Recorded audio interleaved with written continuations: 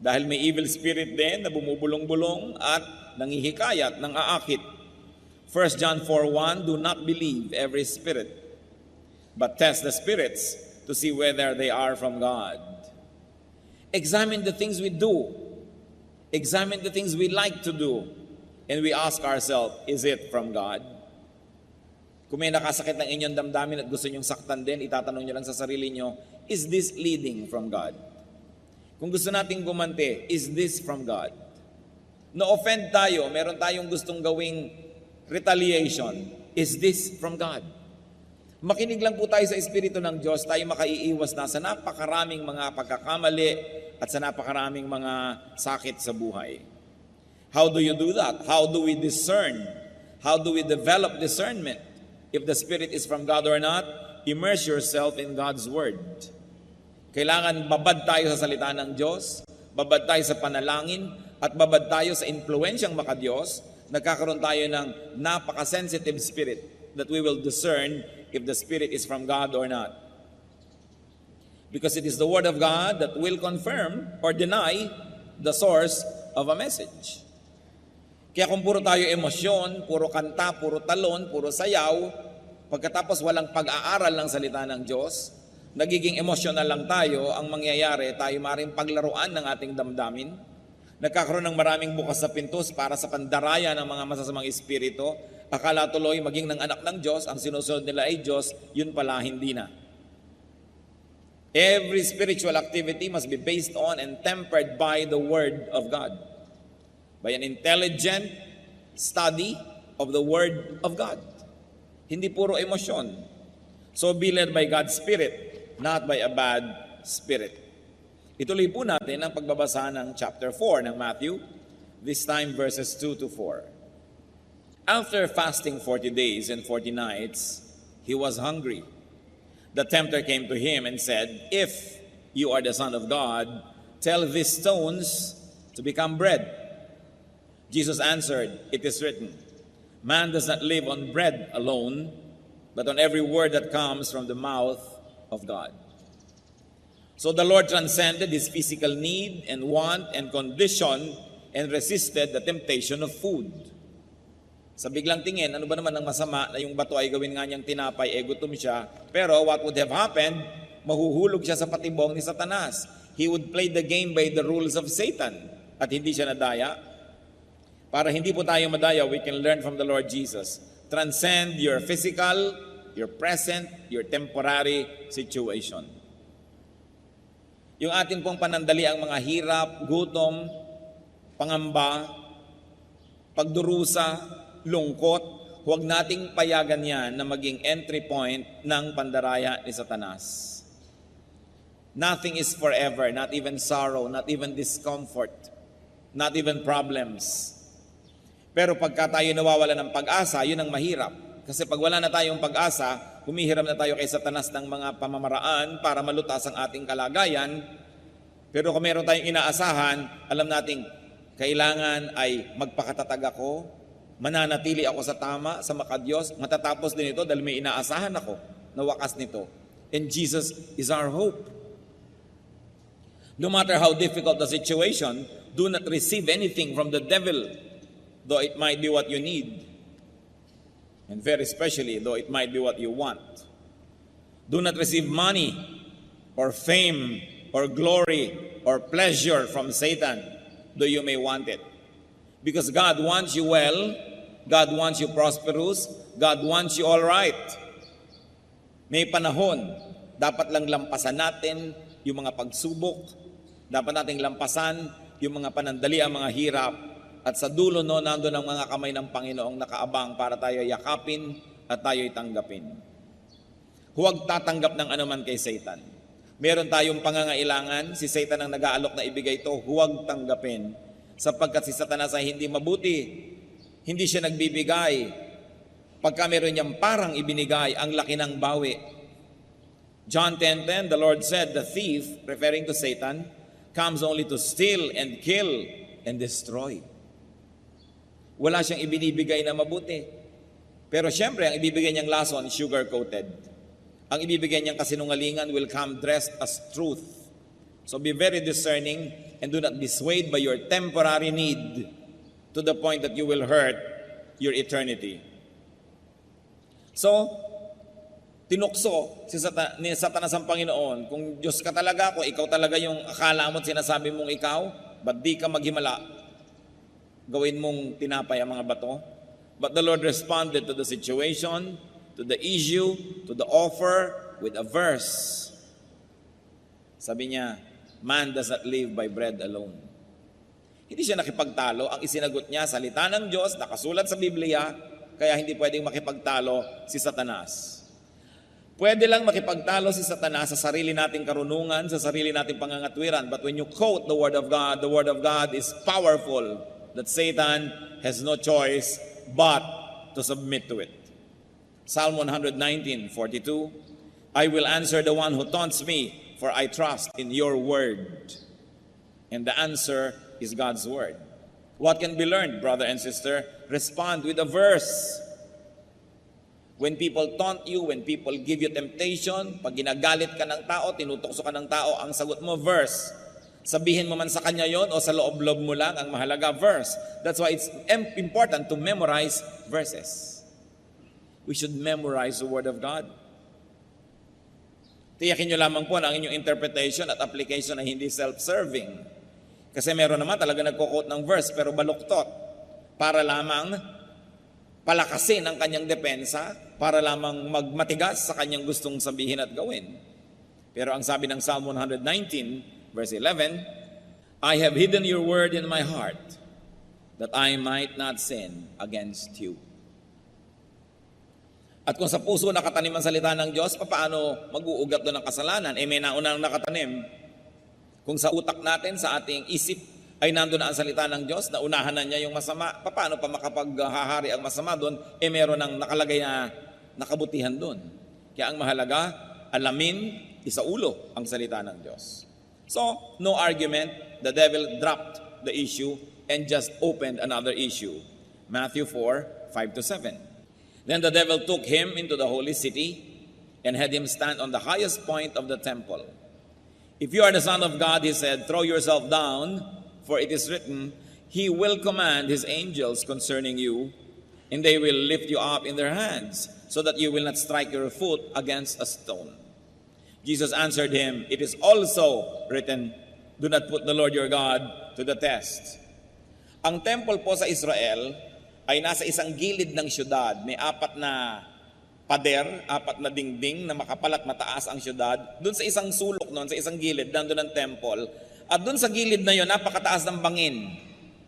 Doon sa ibang mga side, pwede kayong lumabas ng wall at maglakad patungo sa iba't ibang direksyon. Pero itong side where the temple is, or where the temple was, ang gilid niya bangin na napakalalim na. Kaya pagka nahulog kayo mula sa templo, napakalalim na inyong kahuhulugan.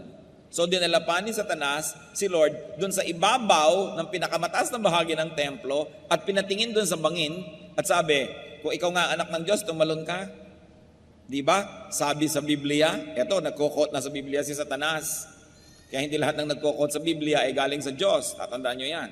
Dahil mali ang paggamit ng quotation. Sabi sa Biblia ay hindi ka papabayaan ng langit, sasaluhin ka ng mga anghel, ni hindi sasayad sa mga bato ang iyong paa. O talon na, patunayan mo kung sino ka. At ang sabi ng Panginoon, do not put the Lord your God to the test. It is also written. Nag-quote na naman ang Panginoon sa Biblia. So the Lord did not walk into a trap. The Lord did not call the dare. The Lord did not prove Himself. And the Lord did not allow Himself to be measured by Satan's standards. Napakarami po sa mga tao ang dapat matuto dito dahil marami tayong pinapasok na gulo dahil lang tayo natutuksong patunayan kung sino nga tayo.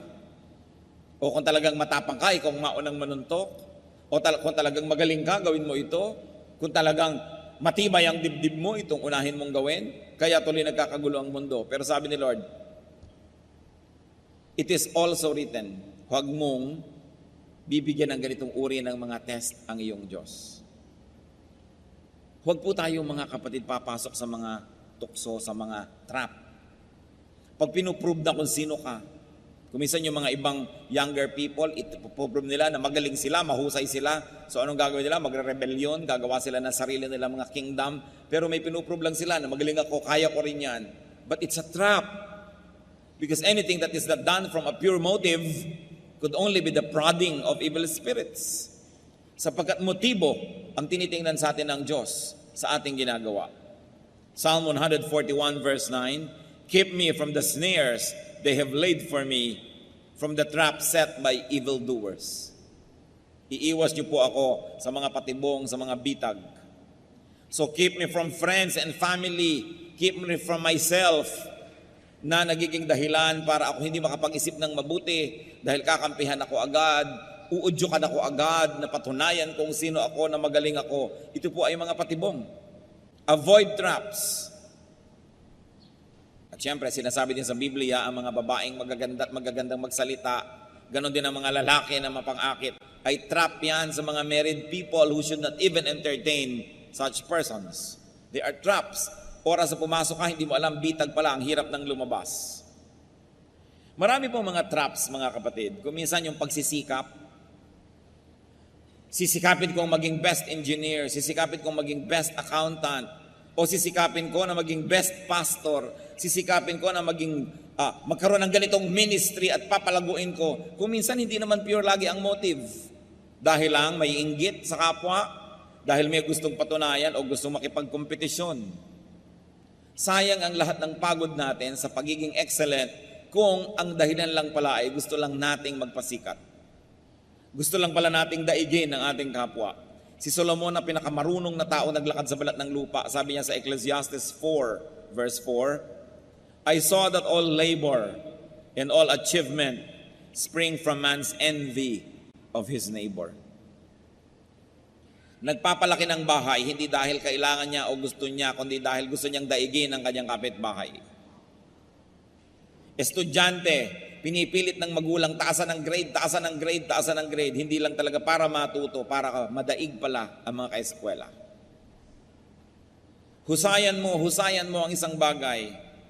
Kaya ganyan na rin siguro yung mga kumisan ay walang kabuluhan na nagpapalagay sa Guinness Book of Records. Pinakamahabang hotdog sa mundo, 3 kilometro. O ano ngayon, ang napala mo na may pinakamahabang hotdog sa mundo, nalagay ka lang sa Guinness Book of Record, natalo mo lang yung dating may record. Pinakamalaking salad, isang buong plaza salad. Sino ngayon ang kakain nito? Pinakamalaking relleno, pinakamahabang pagkukulong sa loob ng kahon na maraming kasamang ahas. O ano ngayon ang napala ng sansinukob sa iyong achievement? Para lamang madaig yung previous record. So sabi, ano ngayon ang katuturan niyan? Proverbs 16:18, pride goes before destruction and a haughty spirit before a fall.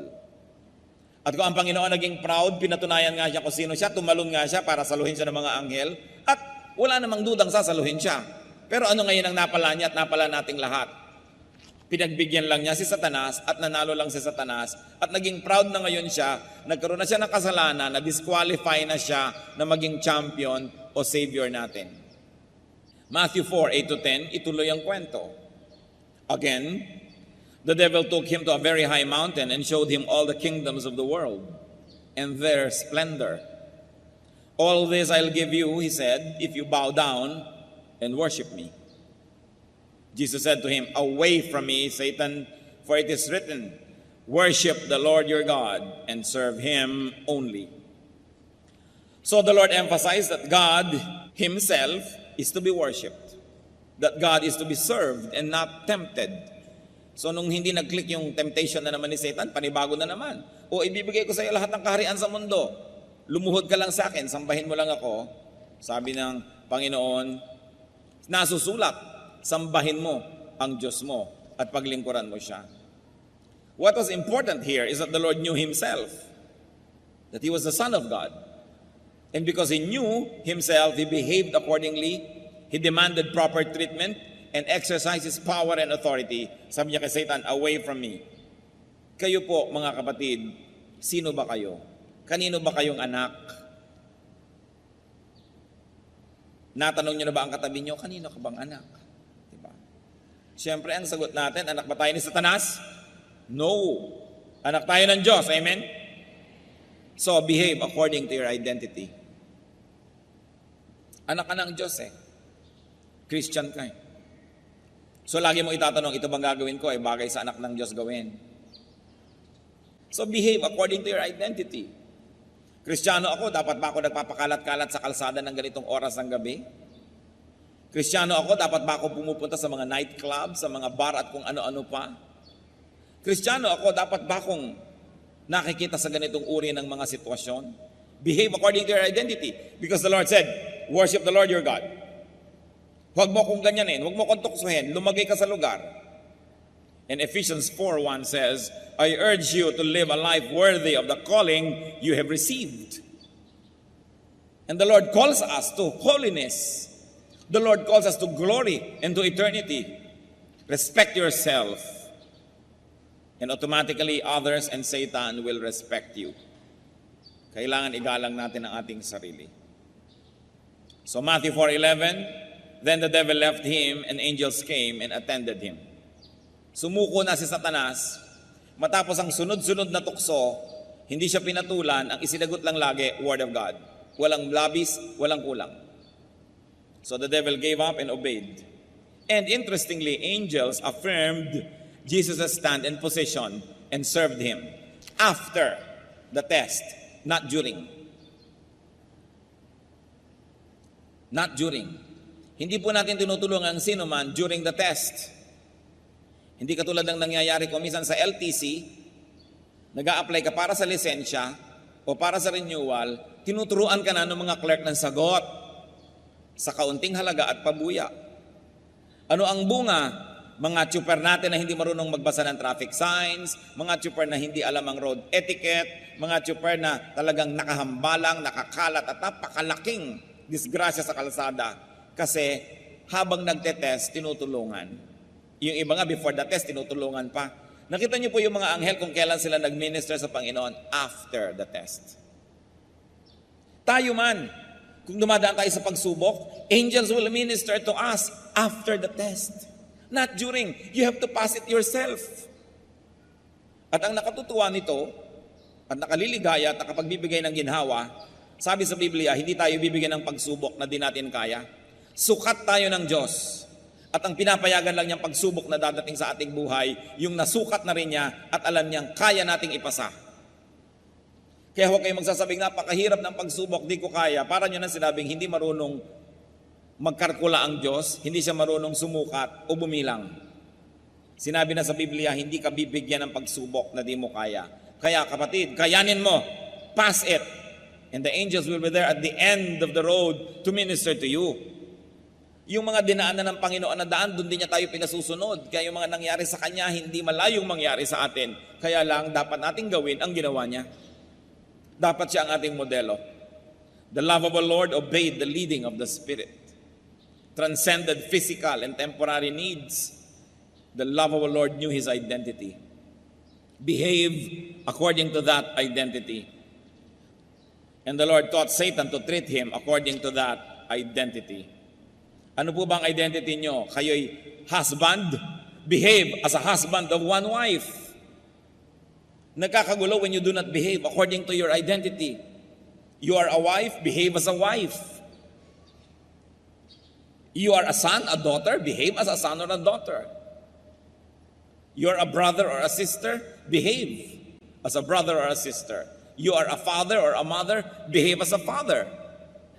Ano bang ibig sabihin nun? Father ka, pagkatapos magkakaroon ka ng kulasisi, magkakaroon ka ng mga relasyon sa iba, nasisira ang relasyon ng asawa, na ninyong mag-asawa, nasisira ang relasyon ninyong buong pamilya, napapahamak ang iyong anak, behave as a father. If only you know who you are and don't forget it, you behave as you are. Tulad natin, Pilipino o Pilipino ka, how are you expected to behave?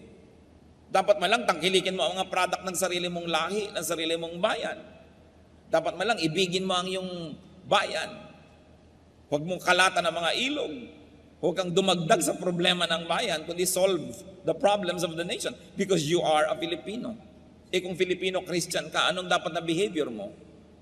Marami po talagang tao nawawala sa sarili, kaya nagugulo ang buhay.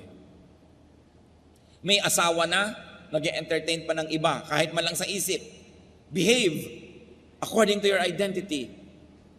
Hindi mo na dapat ina-entertain yan. Masaya ka man o hindi. Kung malungkot ka, di malungkot ka, magtiyaga ka. Pero hindi mo dapat nasirain yung image mo kung ano ka. And remember, we were created in God's image. We are God's workmanship to do good works. And you are a Christian. Kung Kristiyano ka, anong yung identity?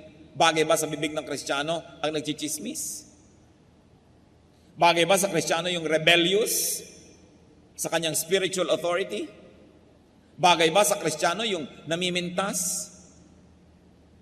Bagay ba sa Kristiyano yung kung sino ang kumupkup sa'yo, nag-alaga sa'yo, nagpakain sa'yo, bigla mong tutuklawin? At pagkatapos, pagsasalitaan mo ng masasakit at masasama para lang magmukha kang mabuti at martir, kaawaan at tulungan ng iba? Bagay ba yon sa bibig ng Kristiyano? Bagay ba sa mga Kristiyano na nagsusuporta sa mali? Kung tayo lang po lalagay sa lugar, aayos ang ating buhay. Teacher ka, bagay ba sa teacher ang hindi nagtuturo, hindi naghahanda ng lesson plan? Estudyante ka, bagay ba sa estudyante hindi nag-aaral? The Lord did not forget who He was. Sabi niya kay Satan, worship the Lord your God. Lumagay ka sa lugar. So the lovable Lord kept his argumentations with the devil to the minimum. Few words and to the word of God for our benefit. And thank God, he knew how to suspend pleasure and comfort, relief and satisfaction.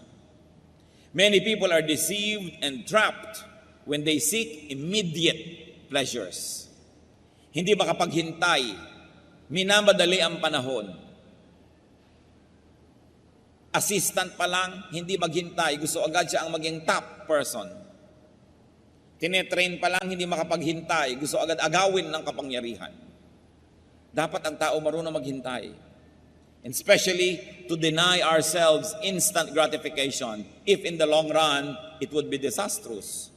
Hebrews 11:24 to 25, by faith Moses chose to be mistreated along with the people of God rather than to enjoy the pleasures of sin for a short time. Isipin po ninyo, prinsipe na ang status ni Moses sa Egypt, the most powerful empire of the world.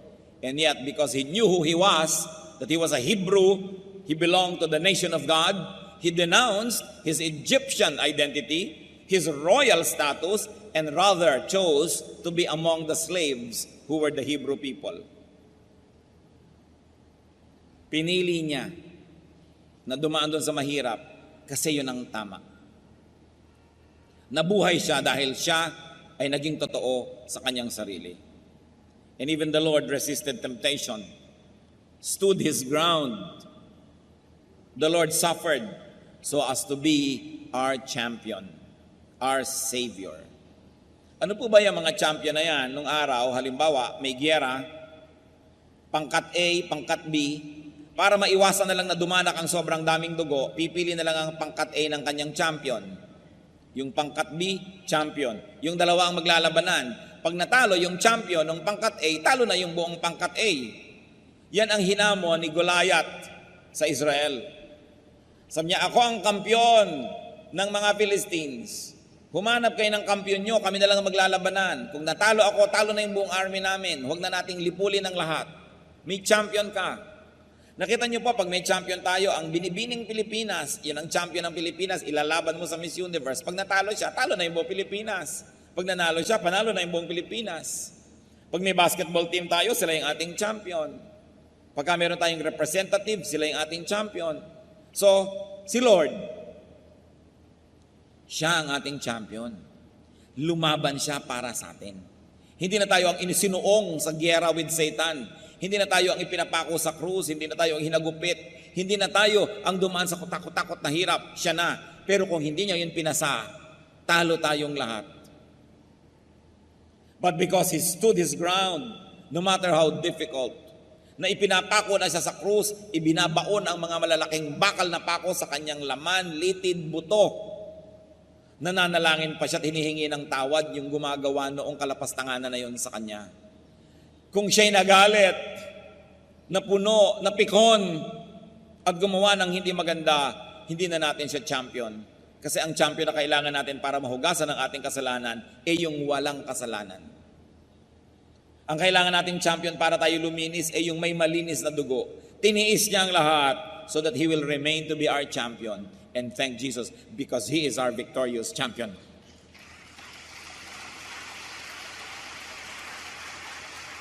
Yun pa lang dapat na nating ibigin ang Panginoon eh.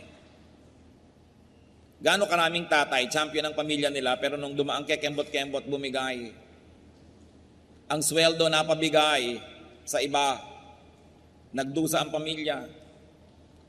Gaano karaming mga anak, champion ng kanilang pamilya sa school. Ang glory niya, glory ng pamilya. Ang kahihiyan niya, kahihiyan ng pamilya. Tapos may nag-alok ng drugs, nag-drugs. May nag-alok ng kabalbalan, ginawa yung kabalbalan. Napahiya, nasaktan ng buong pamilya. Talo. Champions tayo ng ating maliliit na mundo. Pero pwede tayong magwagi dahil yung champion ng malaking mundo natin, si Kristo, nagwagi na siya. Hebrews 4:15. For we do not have a high priest who is unable to sympathize with our weaknesses, but we have one who has been tempted in every way, just as we are, yet was without sin. Huwag niyong sasabihin, sapagkat ako'y tao lamang. Sapagkat kaya nga ang Diyos ay nagkatawang tao, para niya, pakita sa atin na kahit siya'y nagkatawang tao, hinarap niya at nagpakatibay siya sa harap ng mga tukso para meron tayong modelo na pwedeng tularan. 1 Corinthians 15:57, thanks be to God, He gives us the victory through our Lord Jesus Christ. Hindi pagkatalo, hindi kahihiyan ang dinala sa atin ng Panginoong Yesus. Karangalan, tagumpay. So when tempted, remember, learn from, and be like Jesus. Siya ang alalahanin.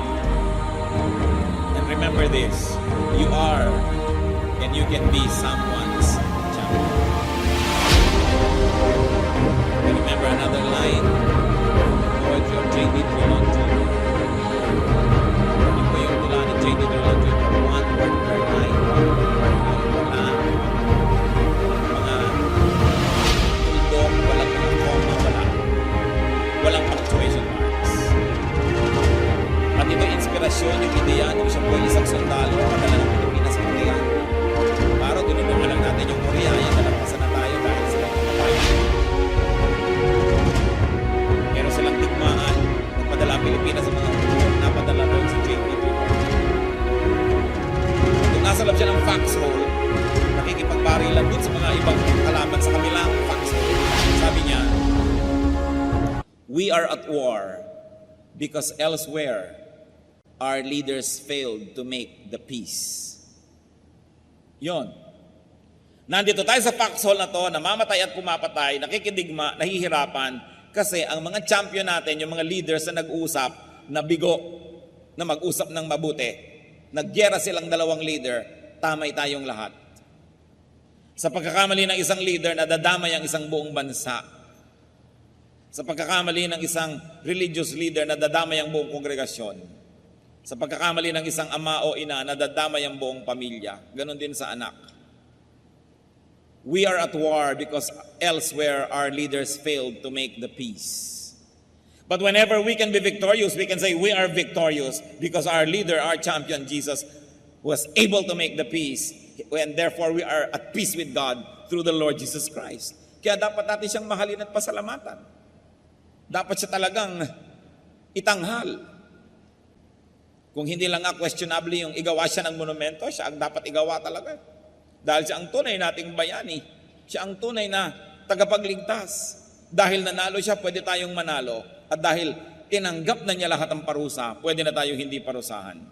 When people are not able to do what is right, people under them are dragged into suffering. So you are and you can be someone's champion. Do not fall, if only for the sake of others. Dahil marami tayong dadalhin pag tayo'y bumagsak. Thank and love Jesus. Nauna na siya sa paggawa ng mabuti. 1 John 4:19, we love because He first loved us. Nauna na tayong minahal ng Diyos, dapat tayong makipagmahalan sa Kanya. At itong dapat nating i-develop, I don't know how you will do it in a personal way, but develop a personal love affair with Jesus. Isang personal, maganda, masarap na relasyon. At salamat na lang dahil nanalo na siya. Huwag kayong malungkot. Huwag kayong magluksa. Huwag kayong matakot. Revelation 5:5, do not weep. See, the Lion of the tribe of Judah, the Root of David, has triumphed. Nagwagi na. At lahat tayo nakinabang at nakikinabang dahil sa kabutihan ni Jesus. Dahil siya ang ating champion. 2 Corinthians 5:21, God made him who had no sin to be sin for us, so that in him we might become the righteousness of God. Christian, love your hero, love your champion, love your Savior. At paano natin masusuklian ang kabutihan ng Panginoon bilang champion natin? Be a champion to someone. Fight a good fight for the sake of those who believe in you, for the sake of those who trust you, for the sake of those who rely on you. At mas marami tayong taong pinamumunuan o nasasakupan, mas malaking ating pananagutan. Jesus is our champion. At ang sabi sa Bible, I can do all things through Christ who gives me strength. Ano po ba ang ating mga hinaharap na mga temptation? Anong mga kahinaan? Pinanghihinaan ba kayo ng loob? Huwag niyong lilimutin kung sino si Jesus at kung sino kayo, na tayo ay anak ng Diyos. Tayo ang tagapagmana ng Diyos. We should behave accordingly. Huwag nating lilimutin, lalo sa mga panahon ng hirap. Huwag tayong bibigay. Huwag nating lilimutin, hindi bagay sa aking sumuko. Si Jesus, nung binibigyan ng pagsubok, ay hindi sumuko. Hindi ako dapat sumuko. Nauna na siya. Hindi ako ang pioneer. Hindi ako ang iimbento o hahanap ng mga sandata o lunas. Nagawa na lahat ni Jesus. Susundan ko na lang ang kanyang mga yapak. Maninindigan ako sa tama. Panginoong Diyos, kami nananalangin sa sandaling ito. Tunghayan mo po kaming lahat, ang mga personal na buhay ng bawat isa. Alam niyo, Panginoon, ang mga dinaranas ng iyong mga anak ng mga pagsubok. Alam niyo po, ang dinadaanan na hirap. Alam niyo po, Panginoon, na napakadaling matukso kung ililipat namin ang aming paningin doon sa iniaalok ng kalaban. Turuan niyo po kami, Panginoon, na manindigan. Turuan niyo kaming tularan kayo as our champion. Lalong-lalo sa mga anak mong nakikinig na yung salita, na sa kanilang pagbagsak ay maraming madadamay. Ituro mo sa aming maging matatag. Ituro mo sa aming manindigan. At huwag lilimutin kung sino kami, anak niyo, na hindi kami bagay gumawa ng mga hindi nararapat sa iyong mga anak. Diyos sa langit, aming Ama, kayo na pinagmumulan ng lahat ng habag, lahat ng kapangyarihan. Nagpapakumbaba kami at kinikilala na kailangan namin kayo. Kayo ang nakakaalam ng kalagayan ng bawat isang humaharap ng mga pagsubok, mga humaharap ng mga hirap, humaharap ng mga bagay na parang di kakayanin at talagang hindi kaya kung aasa lang sa sarili. Subalit, Panginoong Jesus, nauna na kayo sa daan na ito. Natawid nyo na ang lahat ng dapat tawirin. Naranasan nyo na ang lahat ng dapat danasin. At dinaranas ng iyong mga anak ngayon. Ama, sa pagpapakumbaba ng iyong mga anak, at ayon sa iyong kapangyarihan at pangako, humihingi ang iyong lingkod. Pagkalooban mo ng himala.